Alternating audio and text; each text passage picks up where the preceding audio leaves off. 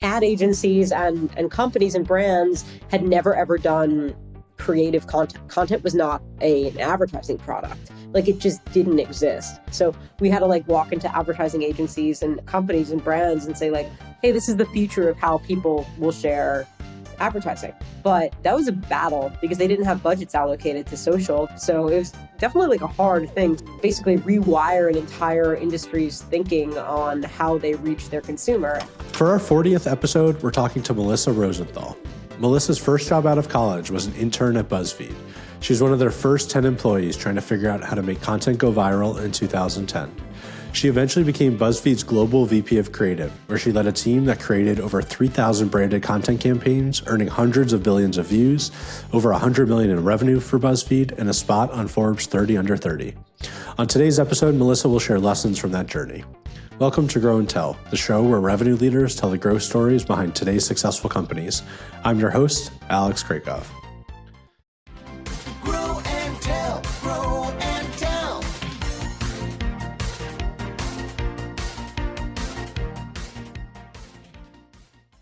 A few years later, Melissa joined ClickUp as their chief creative officer, where she grew their ARR from 2 to 200 million in 4 years and ran some very memorable billboard campaigns. Now she's the co-founder of Outlever, which helps brands become the #1 news source in their industry. On today's episode, we'll talk about how Melissa scaled herself at BuzzFeed, why ClickUp was willing to take a shot on brand-forward marketing, and what she's building now at Outlever. I hope you enjoy the show. You joined BuzzFeed as an intern pretty much like right out of college, and I think you were like one of the first 10-ish employees.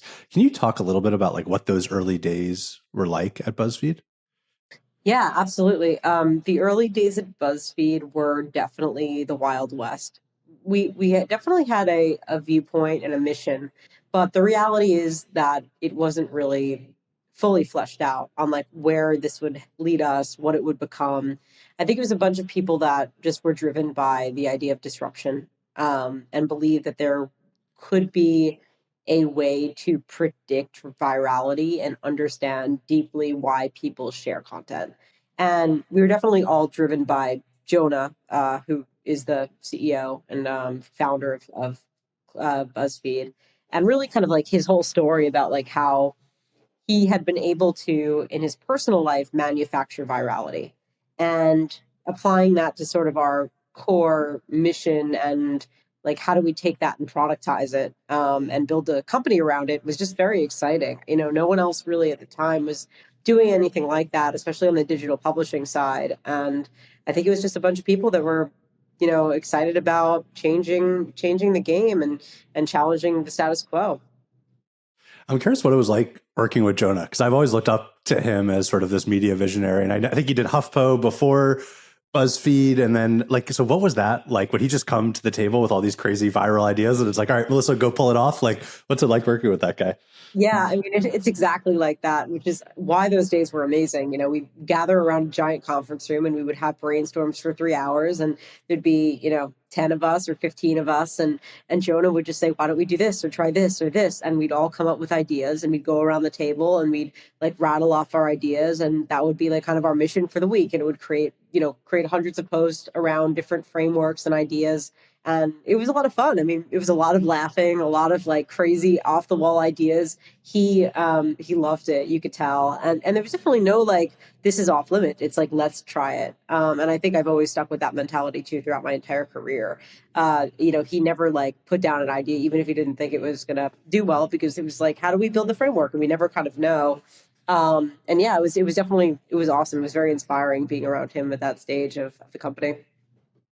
And I feel like that mentality of, all right, let's just try things was kind of what made BuzzFeed work. From my understanding, you guys just published a ton of stuff every day. And then it was sort of like throw spaghetti at the wall, see what sticks, what goes viral. Or was there more of a scientific method to kind of pair through it? And like, how did you think about that experimentation process as you scaled? I mean, we definitely pulled up the dashboard. They had kind of built this really amazing like viral tech dashboard that shows the rate of virality, the rate at which things were being picked, like being taken off, where they were being published, where they were taking off, where they were being shared, which really kind of helped us then develop those frameworks. We were able to see that identity post work better on Facebook.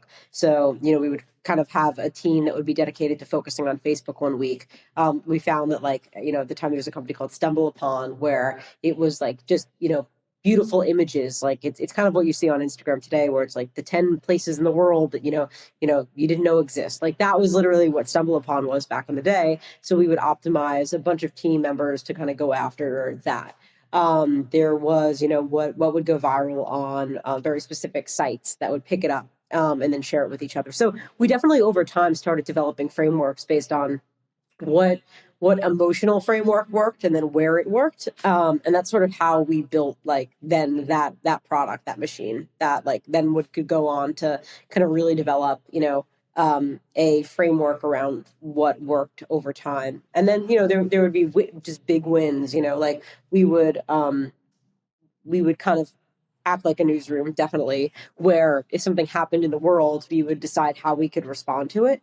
And, unfortunately, in this country, there's a lot of mass tragedies, and I think people don't really know how to deal with them. And especially like in a way of communication back then, it was like, what do we do?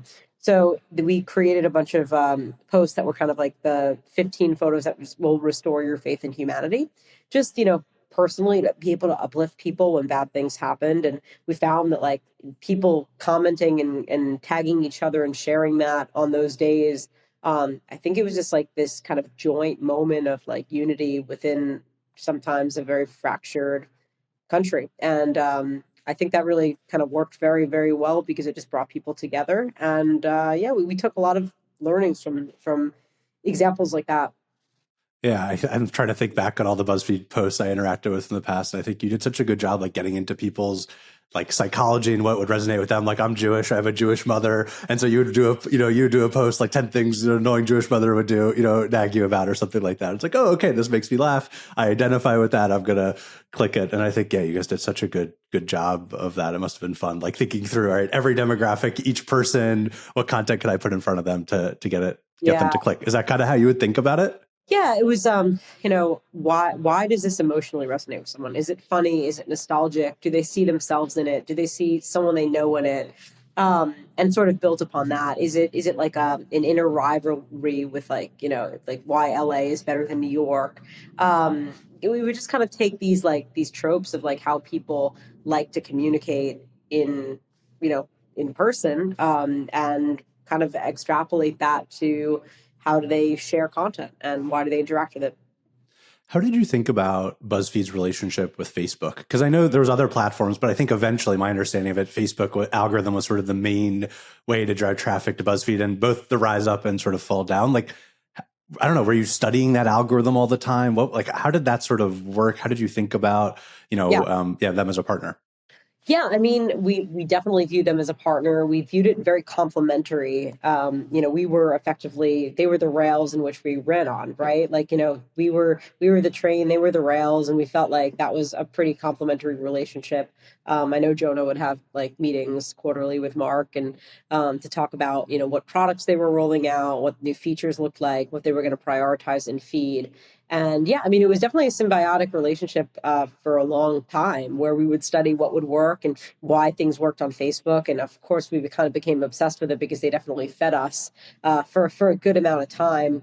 We started to really see social sharing pick up. And I think Facebook, can attribute, whether they decided to at some point turn that off, like can attribute a lot of our growth to their own growth in terms of building their product and getting people and their daily actives, monthly actives up, because people were sharing content on Facebook. I mean, it became our primary driver of growth over time. Absolutely. So yeah, there was definitely like a reliance on it, and definitely I think we kind of helped each other grow at that point.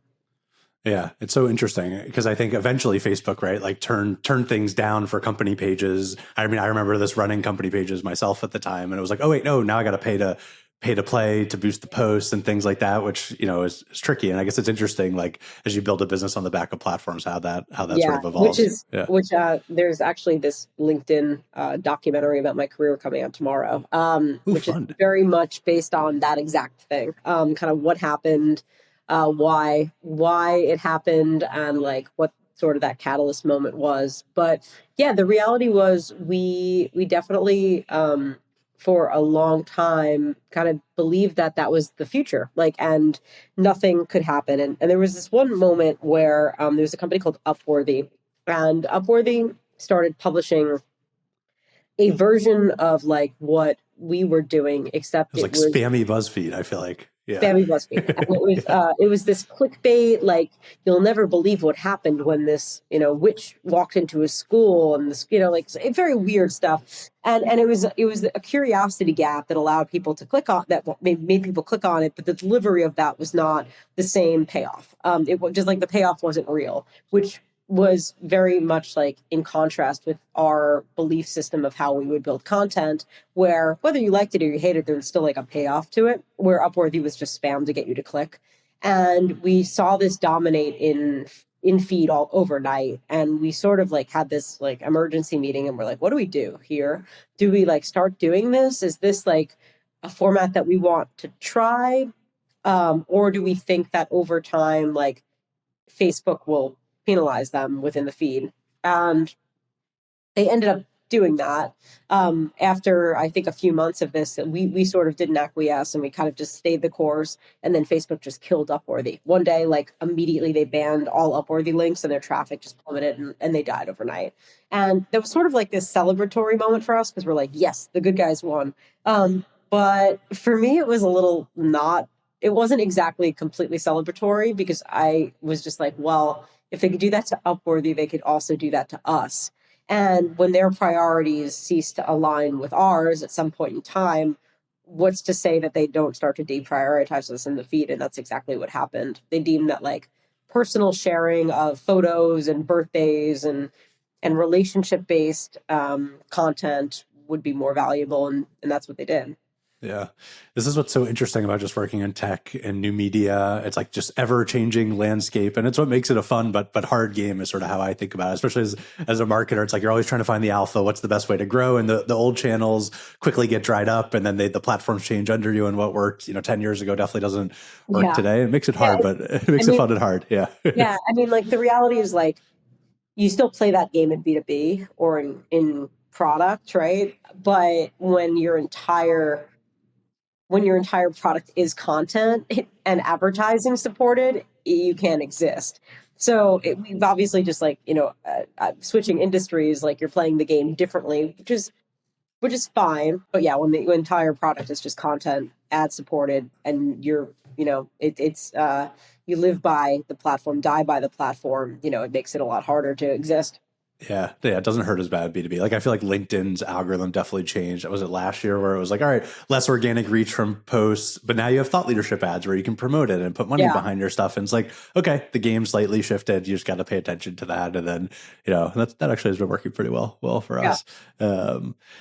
So eventually you built out this like branded content division from scratch that I think grew to like 50 million in revenue in 3 years. Like, why branded content? Why did you land on branded content as sort of the main focus for BuzzFeed's revenue? Because I assume there was sort of a bunch of debate in different directions you could have gone there.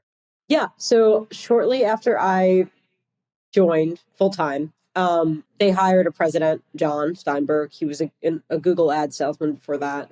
And he came in, and his job was to monetize the company and the site. And, we tried a lot of weird things to start. We tried selling caffeinated beef jerky and buckyballs. And then buckyball started having problems where young people were swallowing them and they were attaching to their organs, and they had to have surgery. So we decided not to sell buckyballs. So, a lot of weird affiliate things that we tried. And then we created a partner network where we created promoted ads in the feed that were other pieces of content from other sites, and we felt like we could create a cross promotion network where we'd feed them traffic and they would pay for that. And we kept that going for a while. But the reality of it was, we sort of like looked back to the drawing board, and we didn't want to crapify the site with like banner ads and traditional static ads. Just like, it's a shitty user experience where like you're trying to load something and like you're hitting it, and like, your thumb is too big and you're hitting the X, and then the ad expands. And we just felt like that was so incongruent to like a good user experience for product, and we viewed content as product, that we decided to kind of go back to like David Ogilvy's way of thinking about advertorials, and that's sort of how we landed on branded content. The reality was that, and it's so funny to say this at the time now because it's just like it's so table stakes. Ad agencies and companies and brands had never ever done creative content. Content was not an advertising product. Like it just didn't exist. It was banner ads, standard units, TV ads, all of like the traditional ways of advertising, but nothing like social or branded content like existed. So we had to like walk into advertising agencies and companies and brands and say like, hey, this is the future of how people will share advertising. And like we believe this, and it should be native, and it should feel very in line with the content that they would consume on a daily basis anyway. But that was a battle. It was a really big battle because they didn't have budgets allocated to social. They didn't even know what social was. Social didn't exist in its current form. So it was definitely like a hard thing to like basically rewire an entire industry's thinking on how they reach their consumer. And also a lot of them didn't want to think that way because it sort of, you have the people that want to change everything and we're very excited to do that. And then you have the old school way of thought and it's like, this will never work. And we're too comfy and everything is good. Let's not like shake the cage here. Yeah. So it's challenging. Yeah, no, I worked at an ad agency as sort of my first big marketing job, and yeah, we would go in and pitch stuff, but we actually realized, all right, we actually have to educate them on Facebook. What is Facebook? Because you would get these like stupid questions basically from them of like, wait, so there's this thing and that, like, and you're like, no, like, yeah, it was just like, oh wait, this is like talking to my mom essentially, that I got to convince and teach them, and then I can sell them on the value of it. But yeah, it's such a funny thing. And then like one problem I definitely encountered too was like, make this go viral, right? It's like, and I assume for BuzzFeed that was like probably so annoying. Oh my God. How did you overcome that? My PTSD from BuzzFeed is the two things that we would hear, which is make this go viral. Let's make it a meme. And the idea isn't big enough. We had, I will not name them, but big brands come to us and be like, turn this into a meme. And we're just like, that's not the way the internet works. What we can do is we can pick up on something that's already going viral and apply it to like a framework in which we can incorporate you, but we can't just like, it's going to look for like you can't force a meme. It's like you really can't force a meme, and people see through it and they're like, this is advertising. Like that's just not how it should be. And there was the biggest challenge was just, you're working with us because you understand our voice and you believe in our way of thinking. Like let us put the foot on the gas a little bit and take control of what we're doing here, because we're going to be best served when we can have a little bit of authority in how we position you within this format and this framework. And some companies just couldn't do that. Do you have a favorite campaign that sticks out from the branded content side? Yeah, a bunch. We did. There was one campaign for GE where we turned the site into like a time machine, where we then wrote BuzzFeed articles from the 20s, 30s, 40s, 50s, 60s, 70s, and the entire thing flipped. So you could just see like what BuzzFeed would look like in the 70s or the 60s, and it was just so cool. It was really creative, and it like people loved it. That was great. We did a campaign with Beavis and Butthead for the movie, where we had them basically like vandalize the site. So every post was vandalized. The site we had it crossed out with graffiti and had it called Buttfeed. It was just like very native. That's to very like, fun. you would expect on site. It was like the perfect advertising campaign. Another one we did with Purina. It was called Puppyhood, and it got 30 million views. They just turned it into a movie. Like we did some really great stuff. So there were definitely companies that allowed us to like flex, and it worked. And I'm even remembering now, this is the era of like big site takeovers were such a thing. I mean, I remember site doing those. It's like, that's like, yeah, wow, I forgot all about that. Like I haven't thought of that in years. I'm sure it's still a thing, but yeah, that's funny. And then I assume like, was your ROI that you would say to them, was it like direct response or brand advertising? Like how would you sort of prove the value of these things? It was organic and viral lift. Yeah. It'd be like, hey, we seeded this on the site as a result of the 100,000 impressions. It got 30 million views and 50,000 shares. That was like during the time when Facebook was so aligned with us that things would get like 50,000 shares. So the ROI on that, like they didn't fully understand it, but we're like, look at these numbers. Like 50,000 people not only clicked like, they shared this out with commentary to other people. So I mean, it was very easy to show it. Still hard to explain it perfectly of like how this goes back to building brand and how this like how sentiment grows and all of that good stuff. But yeah, I mean the ROI was easy to show. I'm curious, like for you personally, like why are you so good at creative? Like how do you come up with ideas? Like what about you and the way your brain works? And I don't know if it's like you have a strong framework or just good natural instincts. Like if you thought about it, like yeah, why are you so good at the creative side of things? A weird question. I don't even know. I think I'm like an oddball, and I just like to think about weird, funny things that I find funny that like maybe work. It's also good like having a great creative team because then if your ideas are shit, they can tell you that. But we had like the best team and bouncing ideas off of each other. You could just like know that they were good ideas. These people had just there's like an intuition. I believe in creativity that like when something's a good idea versus when it's a good idea in the room and not a good idea to put out to the public. I felt very strongly about like our Super Bowl ad too. Like you imagine when you see Super Bowl ads, there are so many of them where you just wonder like how that went out the door and like what the conversation was internally where people thought that would resonate outside of the room, outside of just being like costing a lot of money and throwing a lot of people like celebrities in it, where the concept like there wasn't a framework that if something's 30 seconds, there's a lot of like mental leaps that you have to go through for people to like understand what's happening, have a brand impression, touch point recognition, and have it tell a story. And that is fucking hard. I don't know if I can curse. Yeah, that's fine. Yeah. In 30 seconds, it's so hard to do that in 30 seconds. And like there's a lot of opinions that go in, and there's a lot of people I think that think things are funny internally that then don't translate outside that door. And I think the key to like creativity is having that like we think this is funny, but it probably won't resonate. And I think a lot of that like BuzzFeed framework like really helped me understand psychologically like why things resonate with people, and like does it have those like touch points of like what will make it resonate. And that's really helped me throughout like my creative muscle. Like creative is definitely a muscle. We did something, and we would, like we were also encouraged to be creative at BuzzFeed all the time. Like even on our team, like we would do little pranks to see if they could go viral. We saw this trend on Reddit start to happen where people were eating like weird food on the New York City subway, like eating cheese or just eating things that like you don't want to eat on the subway. And I got with my team and I was like, hey guys, I have a good idea. Like let's have one of our team members bring like a full like oyster shucking station out of his bag and start shucking oysters on the subway, and then we'll film it from like behind one of the poles, like voyeuristic, like oh we caught this guy doing this disgusting thing, and then have someone on our team that had some good Reddit karma post it, and it went viral. And our news team came to us and they're like, hey, so we have to kind of cover this, but we realized it's actually you guys that did it. Like, how do we handle this?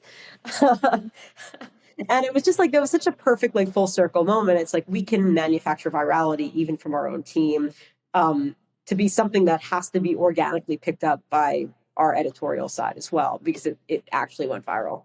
That's so fun. And yeah, oysters on the subway. That's a good gross idea. I'm curious, like on a personal level too, like, I mean, you went from an intern to a people manager, and I don't know how big your team got at BuzzFeed, but I think pretty significant. Like, what was that like? What was that like? How did you learn those manager skills? What was it like managing a big team of creatives? How were you able to sort of scale yourself as a company grows? Because oftentimes people get layered and they don't, end up in that position. Yeah, I mean, they tried to layer me like 3 times and it didn't work. Those people just like, it wasn't innate to them what we were building. And I had been there since day one. And I think that happens often. Like you try to layer people with outside experience, but that experience isn't congruent to like how that company should grow. And the people that are actually best served to grow it are the ones that have been there since day one, that have deep, like innate managerial skills or skills that can be worked on and grown. And those are the people you should identify early and grow those people. And then I've also taken that framework away from my entire career, and that's how I've built people and grown teams. But the reality was, it was really hard for me. Like I was put into a position very early where I had to manage my peers, and without my own experience, that was hard. I mean, like, I don't think they loved that for sure. And I tried to be the best manager that I could. And I tried to, have a good culture and say that, like, hey, I'm working, I'm not just managing you, I'm in the weeds with you. And, I think over time I got better at that and I gained respect and I gained trust and it became easier. But it was very hard at first, starting to manage a team of people that are both older than you or your same age from kind of like overnight, like you were their peer and now you're their manager. And I think that's hard for anyone. But it was hard for me. Absolutely. It became lonely and I had to seek out different resources and, different people. And it becomes an entire new layer of change within your own growth framework. And to be able to build on that is something you often need to figure out yourself. Yeah, I had a similar experience at Lattice. I was like the first marketer, and then ended up being a team of 20. And it's like it's very interesting because the job changes like every Yeah. 6 months, and so you have to like change how you approach your actual job if you want to sort of keep going. And I had the same thing of like kind of try to got layered. And I was like not having it, like let me how do I work? And I think it comes down to so much of like that mentality of how do I'm going to be in charge here, and I'm going to work. Yeah. And I'm going to do what it takes to kind of, lead this division in the department, Yeah, whatever it I was is. also very young. And being young, it's hard because, like, work was kind of my family. I lived like and breathed it. I was working 24/7, and to kind of then like have to be isolated and understand that like you can't do the same things that you did if you were their peer as their manager. It's just hard when you're in your early 20s and like it's just a very challenging time to like go through a transition like that. But if that's what the path is that you want to take, it's a good opportunity to do that and learn that muscle very early and do it fast. All right, let's switch gears and jump forward to your time at ClickUp, where you joined as the chief creative officer, I think in 2020. Yeah. I'm curious, like, why did ClickUp need a CCO? So ClickUp, there's a lot of reasons why I sort of joined a CCO. One was I was at first interviewing for CMO and I didn't really want to be a CMO. I saw like CMO tenures are just like very, very short. The pressure is enormous. They're tasked with things that I don't actually believe like a CMO should fully be in charge of. I think there's definitely like a healthy separation, or not healthy separation, but healthy balance between like performance and brand, and those things can be married and have overlap in a great relationship, but they can't be tied to one person. One brain, I just don't believe is like capable of being the creative person if you really want to grow a brand and also just heavily performance focused. So that's sort of the lens that we took, and it worked very well actually. But it was more the company like believed in becoming a legacy company. They're like, hey, we're in the most crowded space next to CRM. We're going up against $50 billion, $20 billion market cap companies, and we realize that it's hard to compete on product alone, and that building a very unique, bold, standout brand is going to be important for us. And they liked my BuzzFeed background, which also attracted me to them, because when they reached out and I was like, why are you reaching out to me for this role? And they're like, the BuzzFeed experience is actually very interesting for us because we want to build a brand that's really great and stand out. And Zeb is his own brand, and he's also very bold and bright, and the connection was just very perfect. I was like, I think that this company will let me apply my learnings and my skill sets in a really unique way, and they did. And I think, and one of the main ways that I remember you doing that was like your billboards. I saw them all around the Bay Area. I was putting up billboards too, generally at the same time. And I think it was like one app to rule them all, like the Lord of the Rings play, save a day every week, something like that. And I remember looking at them and being like, okay, these are very high level, kind of over promising, but like I remembered all of them, and that makes it successful. And so like, why did you take that approach? Because looking at the billboard, I wouldn't actually know what ClickUp was necessarily. Like, what was the thinking behind that campaign?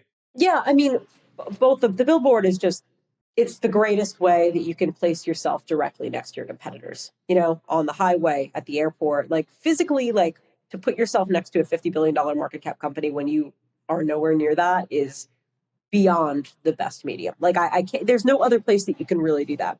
So that was like the thought process there. And we started slow. We started in a couple of markets and then we expanded. And then the campaign itself, like the goal is not to have people know exactly what you do. It's to capture their attention enough where they go to your site and look you up. And we put ourselves in the right markets where we knew that if we could convert a fraction of them or a percentage of them based on that second step, which is, hey, this captured my attention enough to go Google it or go to the site. And then, oh, this is actually interesting. I'm at this type of a company because we targeted those areas, and this is a useful product for my team. Great.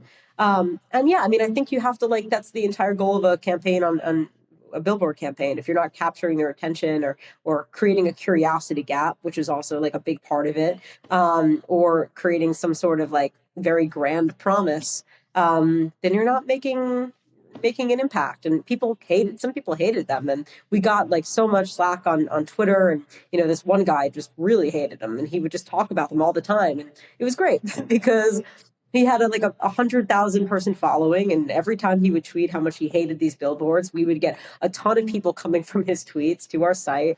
And the goal is to create conversation, and that's really what the ROI should be. If you're creating conversation and people are talking about your billboards, you've won. Someone the other day on LinkedIn had a post go viral. It was like Tesco's billboard campaign, and he wrote this whole post and he posted all these photos, and I was like, they've won. And because you have written this post, it means they've won.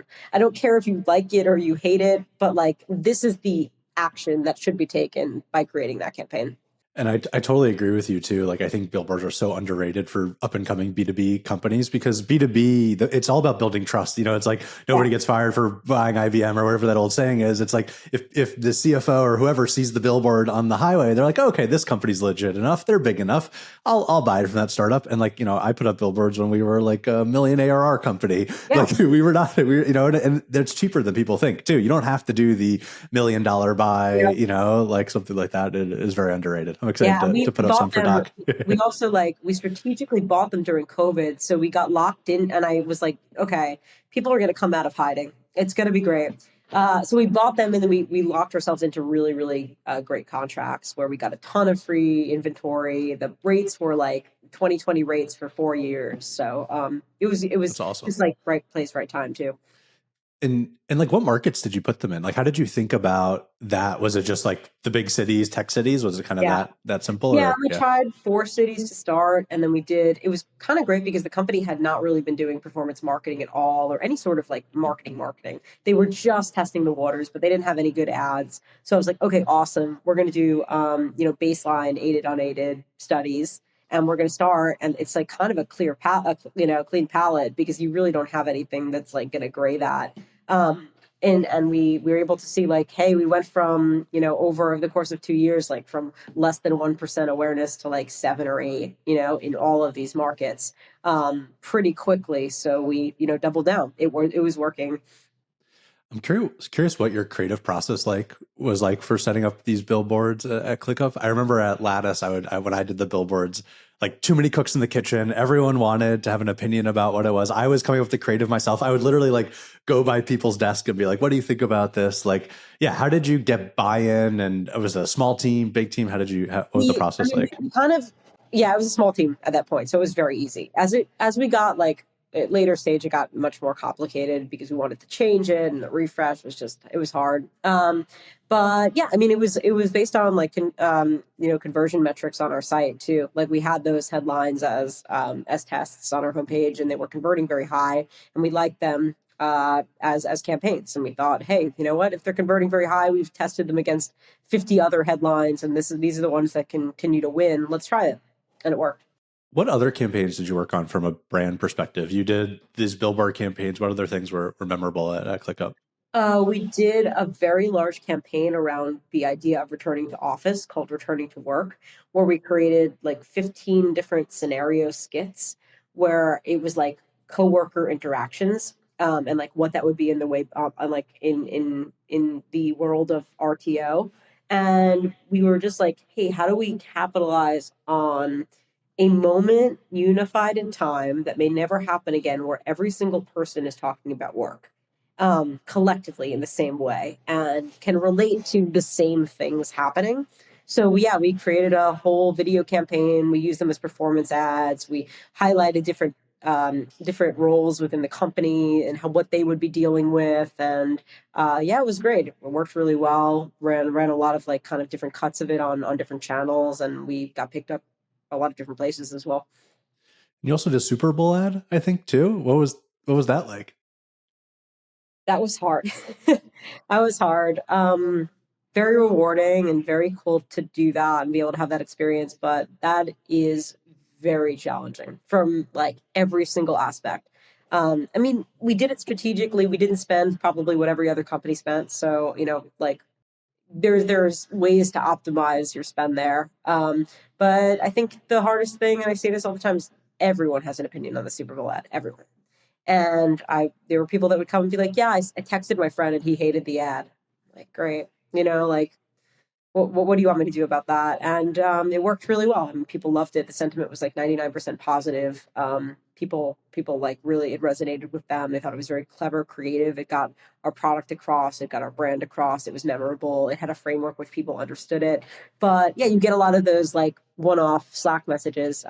We did a lot of testing too. We did a ton of like user testing where we tested we actually filmed two different ads for the Super Bowl. We tested them against each other to pick the winner.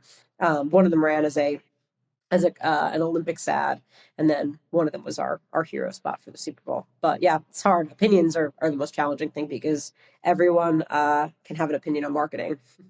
And I think one opinion that really matters is like the CEO and Zeb. And I'm curious, like, what was your relationship like with him with these different campaigns? Was he super involved and like wanted to control the message? I assume there's a lot of managing up. In my experience doing this type of stuff, that was definitely the case. Yeah, he was heavily involved in every single piece of creative that went out the door, at least to start too. And he was heavily involved in this. And sure, you can, if you ever interview him, you can ask him about the dancing twerking duck one day. Okay. All right. But yeah, I mean, it was like definitely a creative process that he was heavily involved in, and he liked the ad. And we had tested a bunch of other kind of through history ideas. We did a big campaign around whiteboards with cavemen, and we liked the idea of inserting ClickUp in history.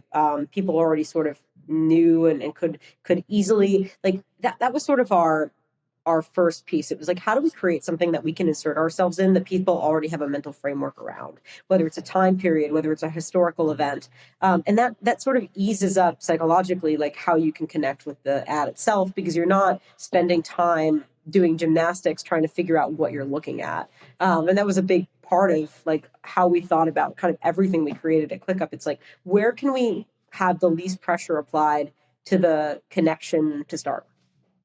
And were you doing this all in-house? Like, was it all people who worked at ClickUp? Did you rely on agencies? How did you think about kind of building the brand team? No, I don't believe in hiring external agencies, at least for creative. I think that team like needs to be very, very embedded within the brand and the framework, and have been working with the CEO for a long time to have that trust and gain that trust. And yeah, we built the whole team in-house. A lot of people actually from BuzzFeed that I hired that were people that understood people and human interactions and why things resonate. And they were certainly the core of like a lot of the creative we built. Like having that team was a secret weapon. Absolutely. What does like a brand team look like? Is it creative director, copywriter, design? Like, can you like, yeah, what does it look like sort of at the beginning, maybe for early stage companies, and then Yeah. as it scales? At the beginning, it was very, very small. It was, I believe we had a few copywriters, motion graphics designer, a no creative director. We had like brand manager or creative designer. And then we expanded and we hired video people, and we hired more creative writers, what else did we hire? Social folks. Like, then it kind of expands to like, how do we think about channels? How do we think about brand distribution? How do we think about like what we actually need in house to like turn this into a machine? And then we scale for that. Very cool. And I find like most B2B founders, especially if they have a technical background, are like scared to invest in brand. It's like this mystical thing that they sort of don't know what to do there. And then I always try and say, it's like, well, this is actually probably where most of your growth is going to come from. But they always just want to dump money into like AdWords where you could track it. You could track your bad results at AdWords is like what I like to say. But like, I don't know. How do you think B2B companies should start investing, in brand activities? Like what stage of company is it appropriate? Is there like the best way to kind of dip your toe into the water and sort of these different types of brand campaigns? I mean, I think day one, even if you don't have a budget to hire an in-house team doing like video to the capacity that we were doing, and I think it's still important.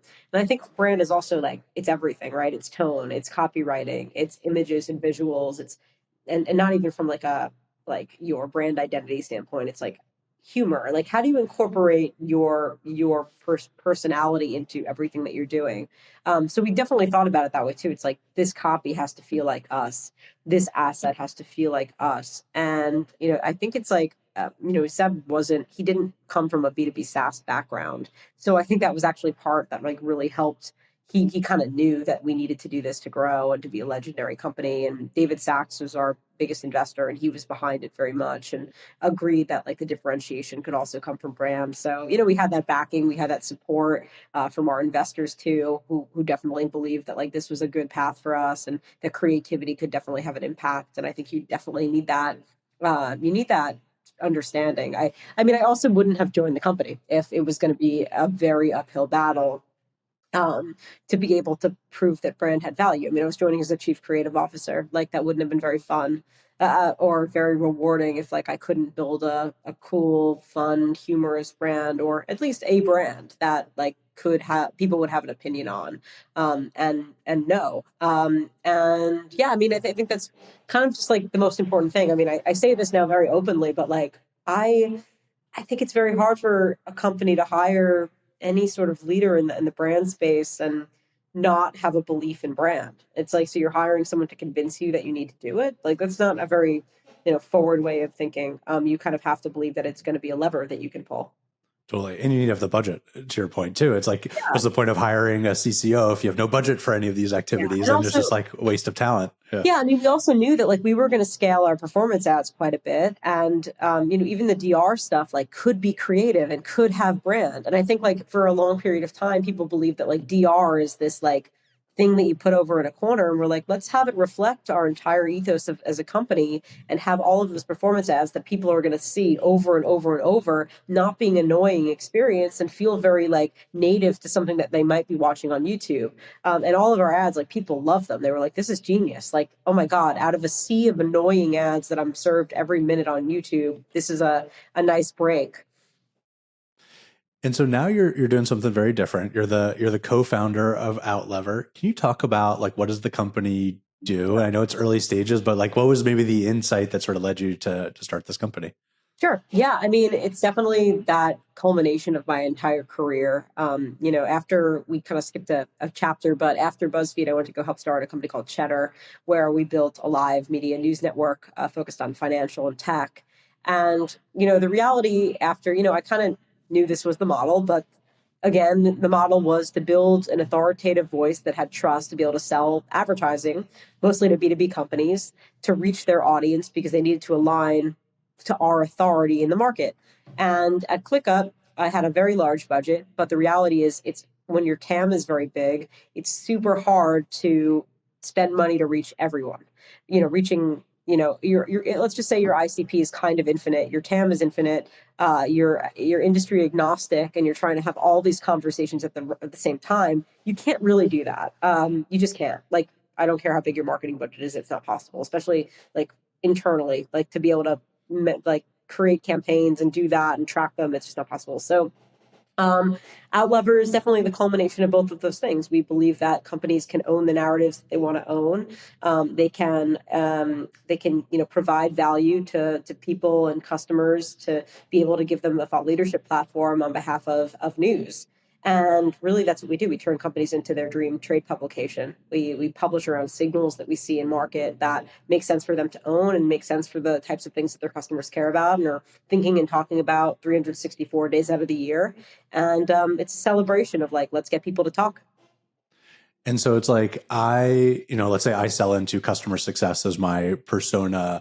I could work with Outlever to create the definitive news source about all things like customer success, the technology side of things, the coaching, that's kind of the idea. Yeah, that is the idea. I think we think about it a little bit more horizontal than that because there are so many things around customer success that, should be covered, like signals that aren't exactly just about customer success that happen every day that still, even if that's your ICP, like we want to touch on. So the publication and the trade, what we create for is a little bit more horizontal than speaking just to that ICP. It's a little bit more broad, but yes, that is the idea. Very cool. Very cool. And I guess what stage are you at? Because it sounds like it's a mix of both like some software technical build, but then also like there's clearly people involved collecting the signals and stuff. Like, yeah, how's it going? Yeah, it's going great. We are a team. We'll probably be a team of like 15 in the next like month or so. So growing pretty quickly. It's definitely a mix of product that we've built over the past year and a mix of, journalists internally and in-house and also SDR, BDRs who really understand how to create angles around certain news stories and who those angles apply best to. Also people that talk every day to customers and ICPs that are doing interviews and speaking with them one-to-one, like, hand-to-hand combat. So yeah, we're growing pretty fast. We have, I believe it's like we just crossed 30 customers signed. We're live with about 10. It's pretty great. Very cool. Very cool. And what's been this transition like for you, like on a personal level, going from sort of marketing background to early stage founder? And you've been in the early days, both at BuzzFeed and Cheddar, but like, I assume it's a little different.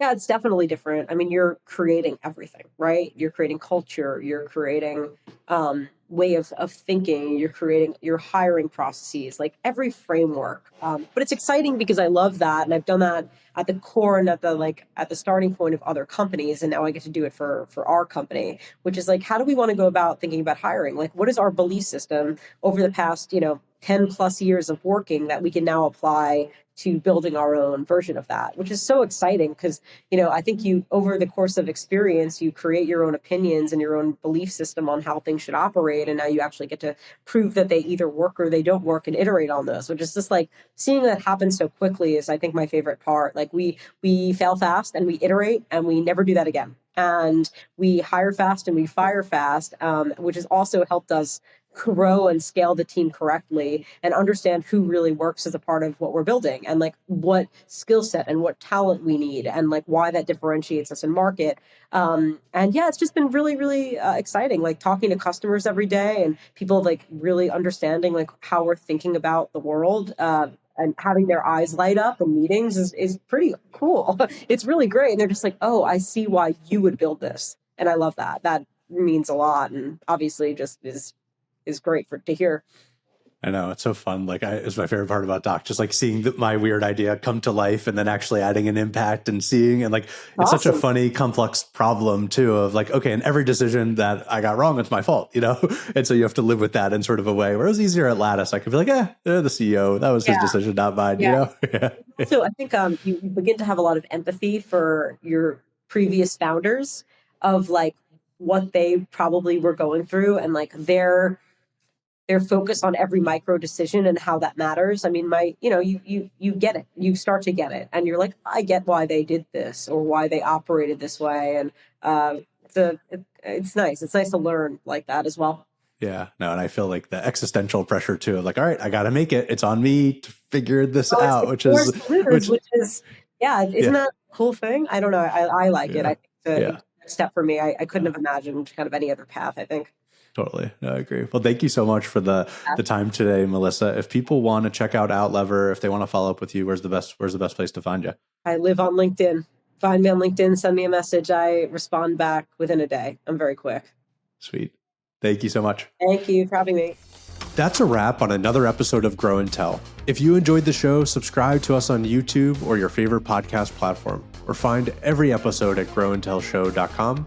I'm your host, Alex Krakov. Thank you for listening.